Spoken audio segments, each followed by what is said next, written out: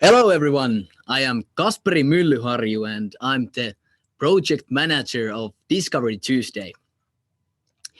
Reason why I am hosting this is because we have a special edition for JESlive with Discovery Tuesday. Discovery Tuesday is 4-week entrepreneurship program, and after today you will know why you should apply to it. With me, there will be Valtteri Korkiakoski, who has participated in many entrepreneurship programs and has very interesting startup called Medified.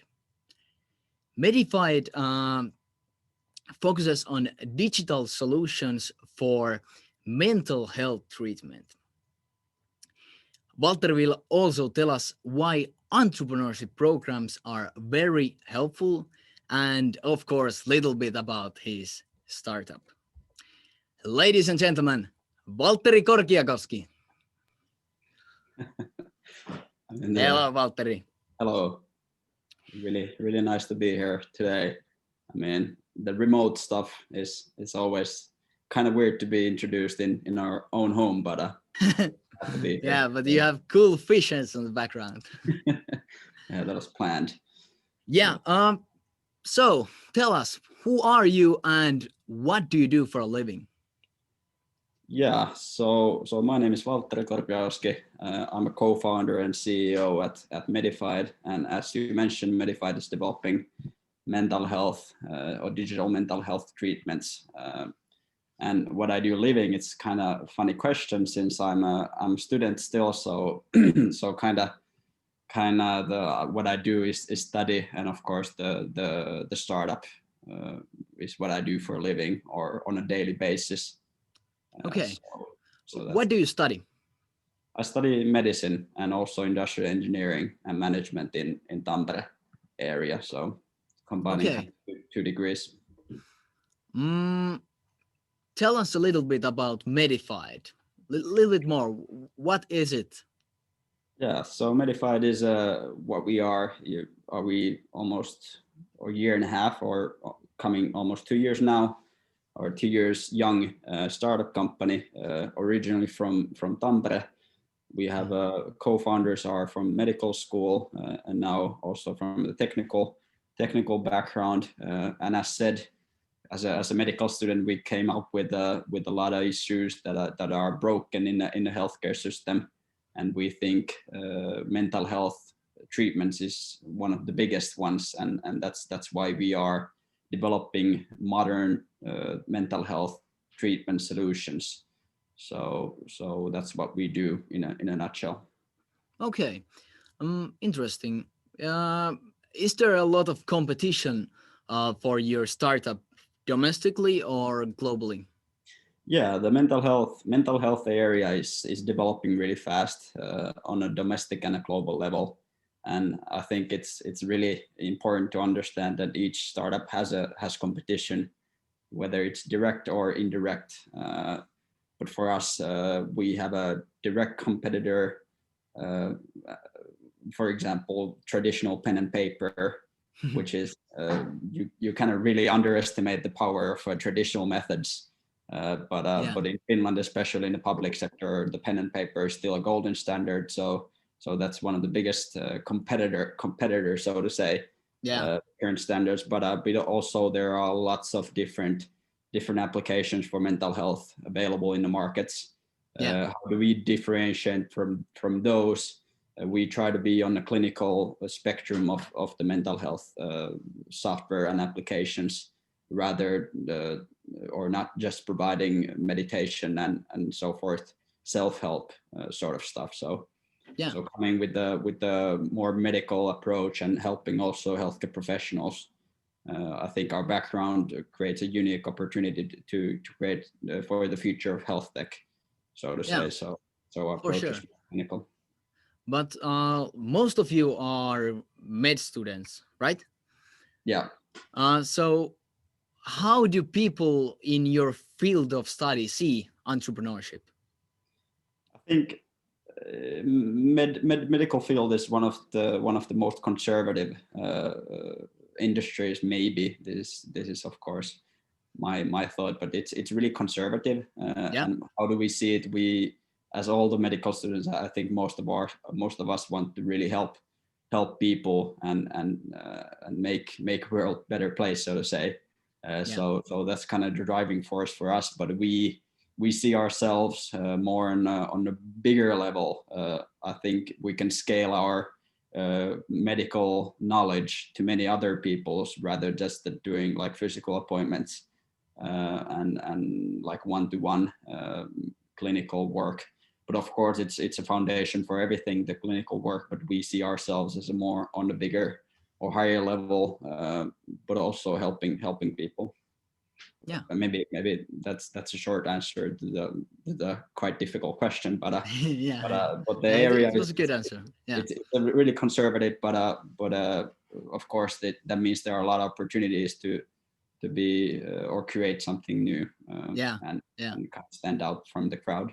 Yeah, because like when you study like economics or such, you're like everybody's like pöhinä there, pöhinä here, and that is like very different there. But one thing I want to add is that I think it's really important that the also like the not only people with the business background and sort of that try to do the entrepreneurial and are interested in the startups. We've been participating in many of hackathons and sprint competitions and programs and whatever. And sometimes people say that we don't have the right background for being a startup entrepreneur. I don't see it that way. The startup field requires a lot of insights from the different industries. Of course, it requires a lot of business knowledge, but it's really important we have people from many other backgrounds to be in a community. Yeah, I actually totally agree. Totally agree. Yeah. At the start of your journey at Medified, you participated in this entrepreneurship program called Red Brick, right? Yeah, you're correct. It's pretty similar what we have in Discovery Tuesday. So was it helpful for you? Yeah, I think we were actually back in the idea stage when we participated at Red Brick. So it seems like it's forever. It's been only a year and a half or less than that. Or maybe we found it really helpful. For a couple of reasons. We entered the program as a really really naive approach. We thought we could create everything and do everything and solve every issue. Of course, it's a really important stage to be in brainstorming ideas. But in the Red Brick, we understand how systematic the approach needs to be in order to build the startup. But of course, a lot of good insights from the mentors, and I guess it was a really important step for us to push us from the idea to the actually developing something. So we founded Red Brick, and I think all the pre accelerator, so to say, programs are really important for especially the new companies that are kind of struggling to start or push the idea a bit further. So Red Brick was a great, and I think other pre-accelerators are also great platforms to do that. Yeah, that really sounds that their aim was exactly the same as we had. We will continue with the same themes and structure as we have in Discovery Tuesday 2021. So in Discovery Tuesday, we will start with team building and why do startups succeed. At Discovery Tuesday, we will have this great guy called Mika Fisk from Yritystehdas to talk about this. But Valtteri, how did you build your team? How did you guys meet up? Yeah, I think team building is still heavily under construction, so to say. but what I founded Medified with one of my colleagues from the university. We were friends before we started building the company. Some say it's risky, and of course it's a risky to build a company with friends. It requires a lot of open discussions, and you have to be really honest with the people you're building the company with.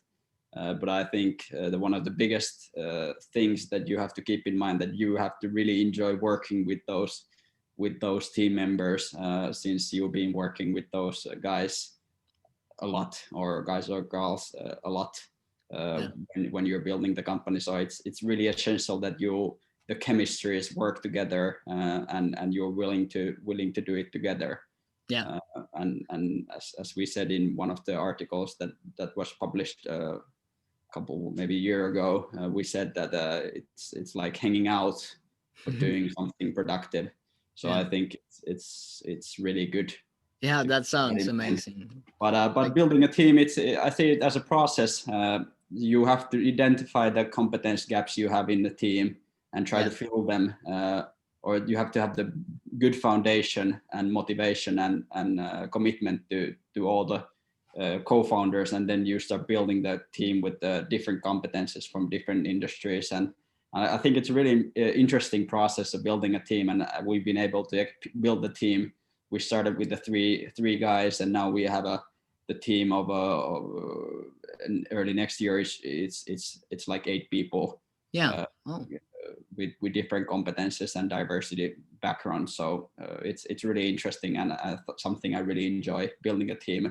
Since you're building the team you're working with a lot. So I mean, it's a dream come true. You get to decide your coworkers. Yeah. Since you started with your great buddies, did you have any fights about the startup, or was it all like smiling and just working? No, I mean, I wouldn't say we haven't fight, but we have a lot of deep discussions, and it's good to have those discussions, because there are counter ideas, and some things need to be really well thought before executing. So of course it's not a smooth sailing every day, but having those open discussions and keeping things real, so to say, helps a lot. So don't be afraid of having those discussions. You have to be able to talk about the money. You have to be able to talk about the future, and you have to be able to talk with your personal life with the co-founders, or at least that's what we do, and we found it really good. But don't be afraid of those discussions. For sure. Next up, we have validating business idea. And we have Roope Rämänen from FinChat to tell us about it in Discovery Tuesday. And for those who don't know what idea validation is, it's the process of gathering evidence around ideas through experimentation to make fast, informed, and not as risky decisions. So, how did you guys get your idea to Medified? Yeah, maybe I would kind of give a brief background. I think there are a couple of things that are kind of difficult. The first step is to start doing something, and first step is to actually start ideating, and the next step is actually start building. And I think the business validation, it's a constant process. I mean, we haven't even reached the first stage yet, and we do it every day pretty much. But especially in the idea stage, or the very early stage, you need to keep your ideas open, and you have to find the ways to find answers to those questions you have in mind. And when you get the answers to those questions, you get more questions you need to find out the answers. But how we did it, we did a whole bunch of surveys and interviews for healthcare professionals and patients because of our solution context. But it's a really systematic process, and you have to find or you have to actually make you have to make the assumption of a good question first before you can find actual good answer. So make those really good questions and trying to find answers to those, and then you come up with the new questions and try to find answers to those. And I would say the first, maybe depending on the company, but at least first 1, 2, 3, or 4 years are pretty much business validation, and it doesn't stop from there. So it's, I mean, you have to do it all the time, and keep in mind the MVP mindset, that finding something new, iterating the process, developing the product or whatever it is, the outcome.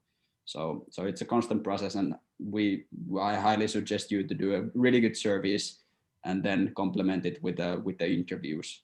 And I think that's kind of like the prototype phase for many companies. You can actually do a protos without developing anything.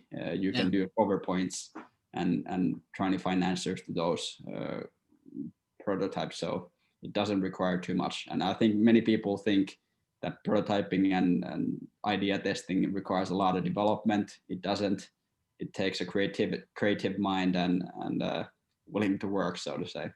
But can you give some like concrete thing that you do for idea validation? Or yeah, so so we, in our cases, we at first we interviewed a whole bunch of doctors, where we found out like what is the issue for you in your daily life, and they were like, which medications are really hard to prescribe. And then we came up with, okay, like the pain medication and mental health medications are really difficult for healthcare professionals. Then we did a survey for healthcare professionals where we gathered the evidence, which are the actual issues behind that. And then we talked with the patients, the same kind of thing. We interviewed them, we did a survey, and based on those, we were able to do the application, or the first feature of the application, and first feature of the healthcare professional dashboard. So make interviews, make a surveys, iterate those surveys and interviews as you go. So I don't know if that's concrete enough. Yeah, that is very very concrete. And once you get in the stage that you have a prototype ready, you can start using the prototype as a tool to gather evidence and insights. You show them a bunch of different prototypes, and they say whether it's good or bad, or a bunch of different features, whether they're good or bad. So we did that for a year, maybe a year and a half. And then we were ready for the pilot. And from the pilots, the feedback needs to be really structured. You don't do the pilots for just fun. You do them to validate the idea. So the pilots are really important step. And now we're past the piloting stage and moving on to the sales. Yeah. Talking about sales, next up in Discovery Tuesday, it's our third meeting, and it will be about generating income. And to that theme, we will have Mikael Markkula to talk about it. So, of course, every startup wants to change the world and stuff. But on the other hand, making some money is pretty essential these days. Did you think about different options for business models in terms of generating income? Yeah, I guess all the companies do, and we still have a bunch of different options on the table that we are currently testing with the customer project. So as you said, generating income is really important. I think most of the investors are really interested in a very early stage of the income. To me, I found it a bit peculiar, because I think generating income will come if you are able to actually bring the benefit for the end users and customers. But of course, you have to have a suitable business plan and business model that seems realistic at the first stage, because the business needs to be sustainable. You cannot pour in the money and just do the development. You have to generate income at some point. So it's really important. And as said, we have a bunch of different business models. Some of them are relying on SaaS, and some of them are relying on different things. I think the B2B SaaS business model is somewhat good for especially in software companies, and also for the investors. But definitely something you have to constantly keep in mind, that how do we monetize this value that we provide for the customers. So if you're building a startup, you cannot never forget that you do it for the business. In the end, and even if you have a noble ideas like saving the world, you cannot do it if the business won't run. So you need to have a sustainable business model to keep the company running, and then changing the world. Of course, you have to have a clear mission, and the mission rarely is building big bank account, but it really helps with the company mission if you are able to generate income. Yeah, totally agree. Next up, we have Discovery Tuesday's fourth meeting, and it will be about pitching and marketing. And we have Juha Harju from Woolman to talk about it. I want to hear that. How did it go for your first pitch in Medified? Yeah, now when I think about it, I think the first pitch we did was on a Red Brick demo day, and to be honest, it was quite bad. It was quite bad, but the structure that I said back then, I'm still using pretty much the same structure and some of the same slide ideas that I did in the very first stage. And recently we received really good recognition from international and national competitions.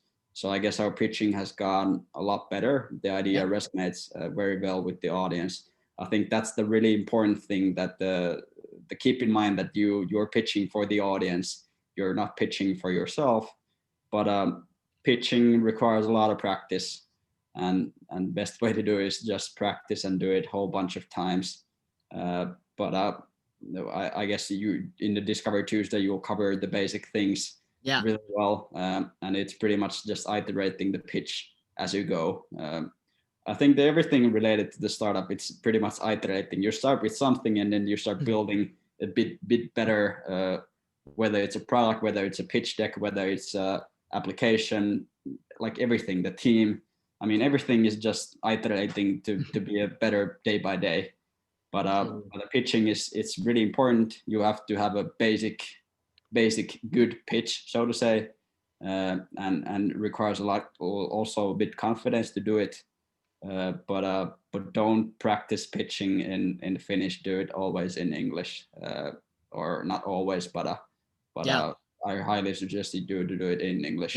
And Discovery Tuesday will be held in English, so it's very natural to practice it in that language. But even though you said that it didn't go perfectly, your pitch in your first Red Brick pitch, but how did the Red Brick go for Medified? Did you win it? Or Red Brick was the first step for us, and the victory brought us to the next stage. But I mean, as said, the pitch wasn't the best. I still have the slides that I used. They are quite awful, but it's part of the game. Exactly. It doesn't have to be perfect at the first time. You will eventually get better at it. Yeah, exactly. A little bit about marketing. Do you have some kind of marketing strategy for Medified? Yeah, we actually just this fall we started to reinforce the marketing strategy, and of course currently it's heavily focusing on the branding and how do we see and how do we build the professional brand for the company. But yeah, I mean it's good to have a basic marketing plan, or understanding what you should do. We don't have yet too detailed marketing plan, because that hasn't been our most reinforced competence area just yet, but it's developing also. But you have to have the holistic view, like how do you get there? Of course, in our case, the marketing, especially like the B2C marketing, it's not that important at this stage, but of course we are building something for the next year.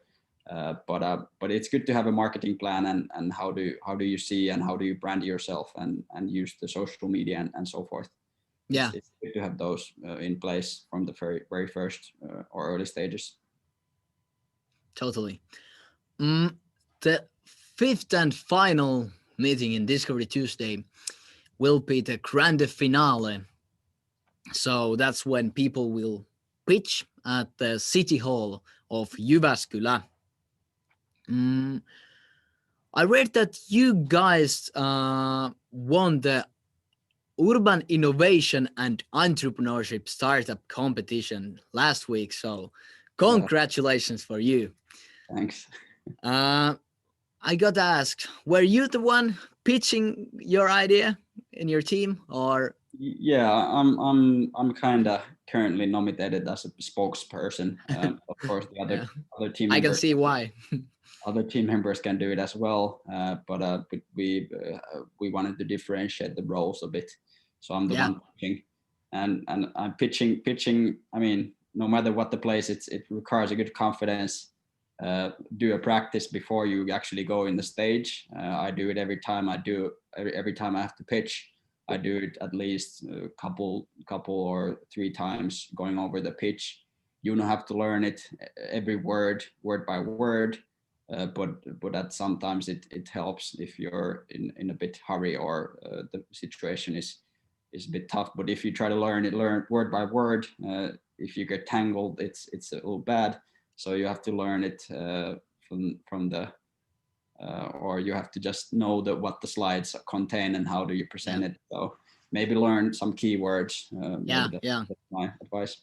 And let your brains do the work, like what you're going to say, instead of writing it down and I have to do these exact words. Definitely don't take a paper with you.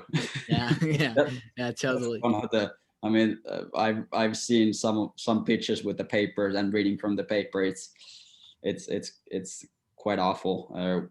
But I mean, you but I highly suggest you to practice it beforehand. It's much more confident if you can do it naturally without the papers or reading it. But as said, practice the pitch. For me, one trick that I have used when I have pitched or talked, I usually have this glass of water next to me, and if you get tangled with your tongue or something like that, I usually just take a nice sip, little sip, and then continue. Let your brain like rephrase everything and exactly. Go on. And don't.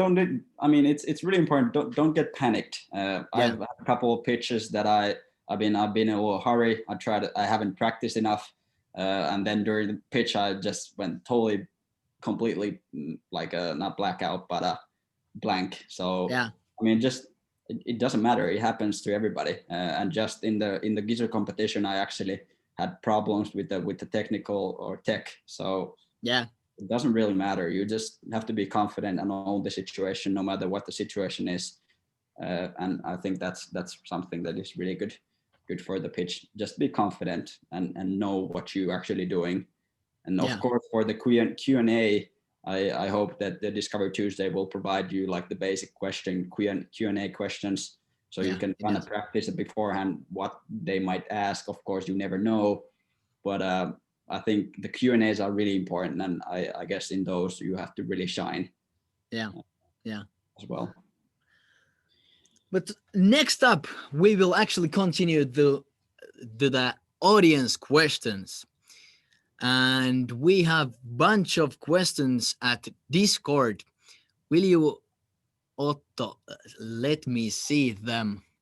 I guess there's one in Zoom chat as well. Maybe I could answer that before Discord. So Iris asked, do each of the team members have different strengths that affect everyone's role in the company? Yes. As said, we have a very similar background, but where we started to differentiate the roles kind of very early. At very early stage, we all did kind of the same similar stuff, but then we figured out or identified different competence areas that, for example, I'm strong with, and I'm doing kind of those areas, and the team members will do the things that they are more strong in. So I mean, of course, the team is evolving, and it's good to have different strengths in the team. But maybe you can differentiate the roles based on those strengths. And when it comes to the studying, so I started industrial engineering management studies before we started building the company. But I've been always interested in combining the tech and or engineering and the medical field. So I guess the team members have started or taken some different courses from the economics and like marketing and such.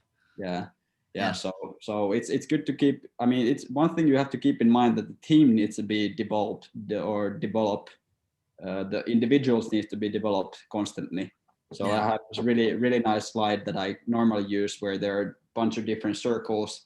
Like it starts from the individual circle, it's an MVP logic there, and then we have the team circle, and then we have the process circle, and just after that we have the minimum viable product circle, so to say.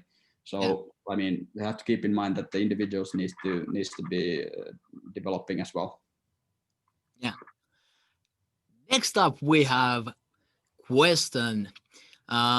If you could go back 1.5 years, what tips would you give to yourself? Yeah, that is a good question. Of course, there are a bunch of things that I would do a bit differently now. Yeah. But one thing I would just suggest myself to do is we started to have a conversation with our advisors very early, but maybe even earlier.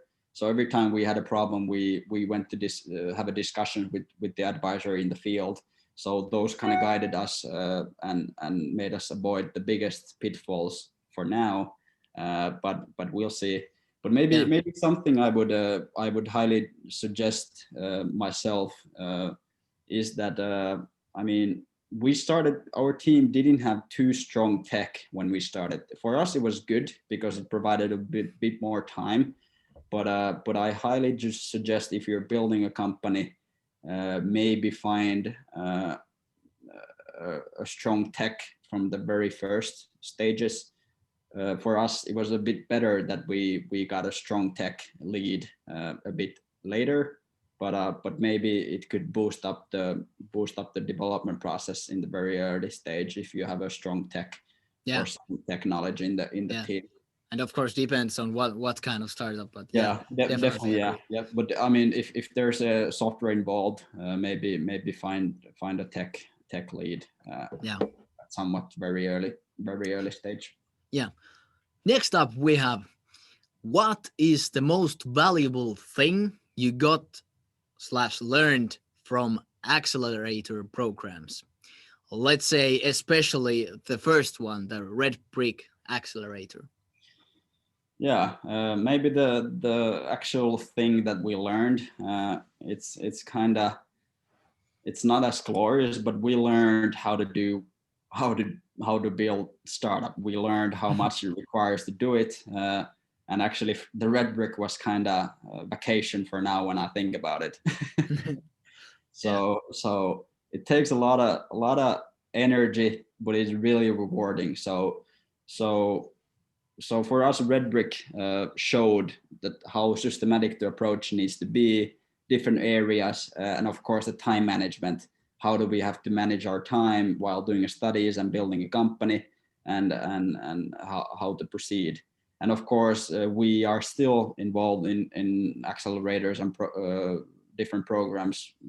We try to be involved in at least one as we speak and as we go, since those are really great platforms to grow and have those connections around you and have those like outside pressure to develop the company.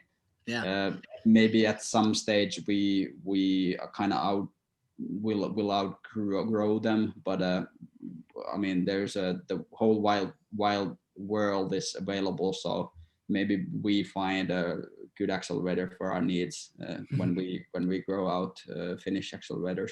Yeah.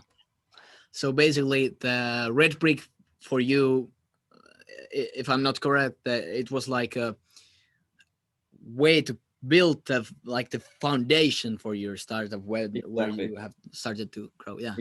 Exactly. It was for us. We were three guys that had an idea, and the idea, now when I think about it, was way too big to even achieve. But for us, it was a really good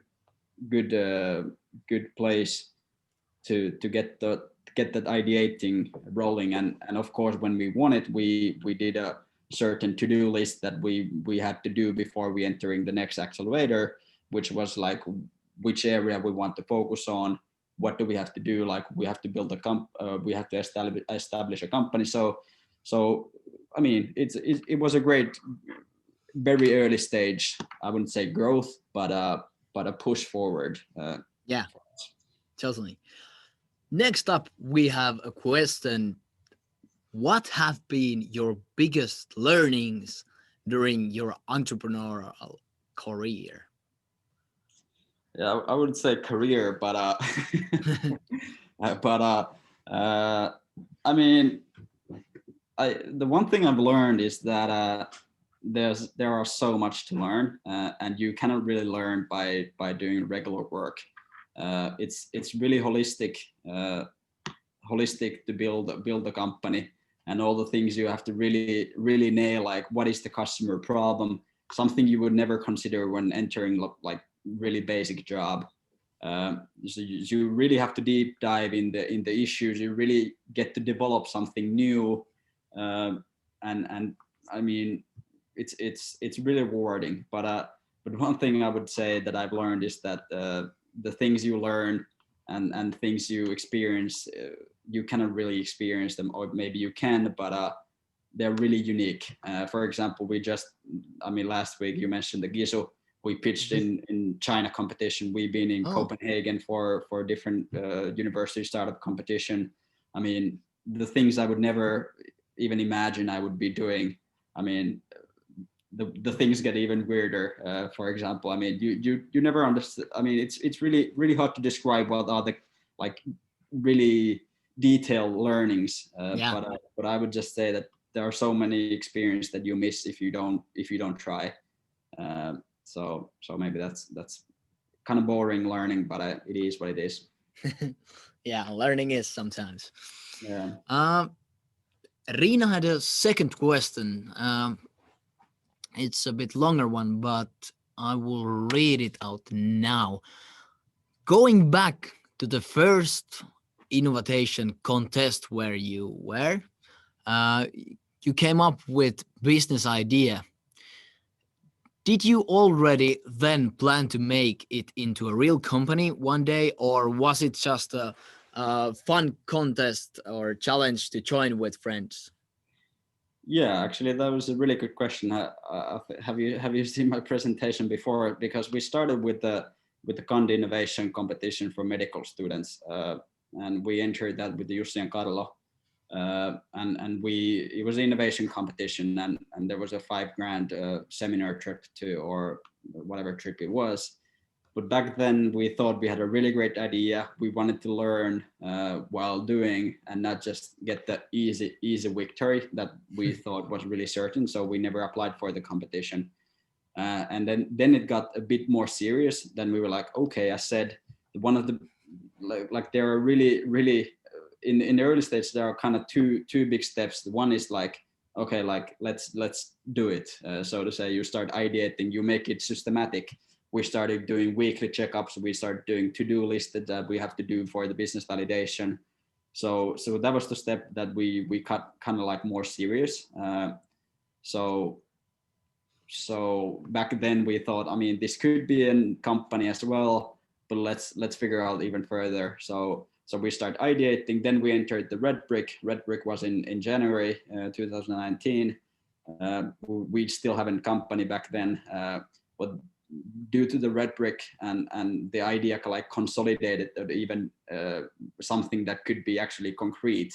Before that, it wasn't too concrete. So I mean, there was no reason to build a company around it or establish a company. But once the idea got more concrete, we had the validation, we had the initial validation from the surveys and interviews, and then push from the Red Brick. We were like, okay, why not? Let's establish a company.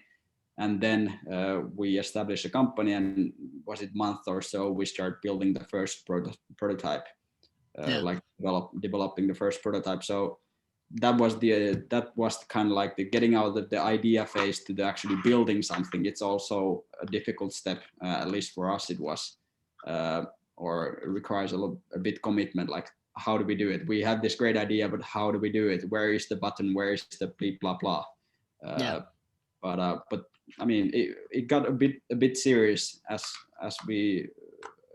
days went by, and when we established a company, we could have done it a bit later. I mean, for us, it wasn't.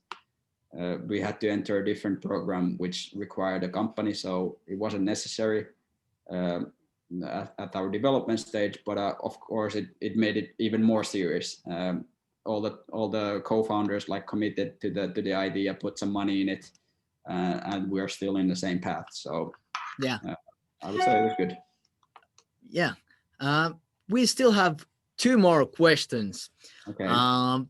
First up from Asla. What are your future plans / goals with Medified?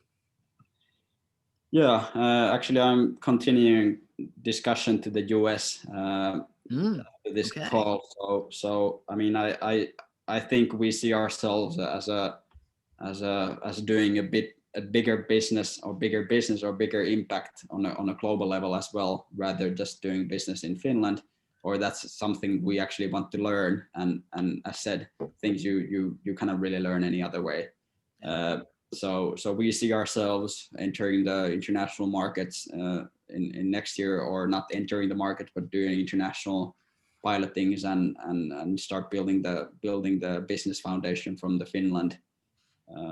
But yeah, for me, it's really interesting to see how the US business will evolve, and hopefully it will provide some new insights and experiences as well. For sure.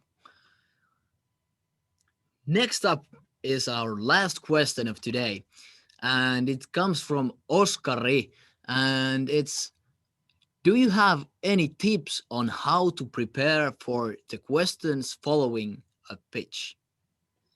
I mean, if you know your company in and out, you have the questions.